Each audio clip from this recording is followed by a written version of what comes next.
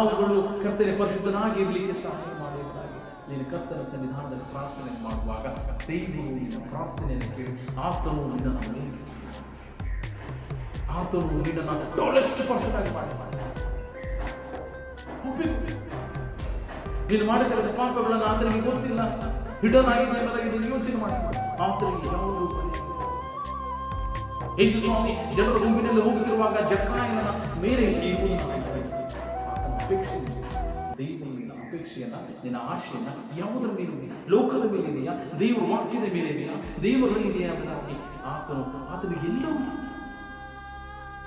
ನನ್ನಲ್ಲಿ ನಿನ್ನಲ್ಲಿ ಜಕ್ಕಾಯನನ್ನ ಯೇಸು ಸ್ವಾಮಿಯನ್ನು ನೋಡುವಂತ ಅಪೇಕ್ಷೆ ಉಳ್ಳವನಾಗಿದ್ದಾನೆ.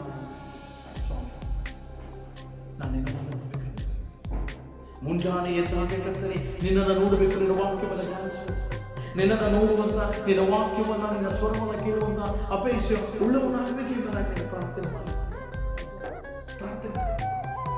ಅಂತ ಅಪೇಕ್ಷೆ ಪಶ್ಚಾತ್ತಾಪದ ಹೃದಯದಲ್ಲಿ ಪರಿಶುದ್ಧನಾಗಿ ಜೀವಿಸಲಿಕ್ಕೆ ನನಗೆ ಸಹಾಯ ಮಾಡಿದಾಗ ನೀನು ಪ್ರಾರ್ಥನೆ ಮಾಡುವ ದೇವರು ಪ್ರಾರ್ಥನೆ ಬಾ ಆತನ ಪಾದ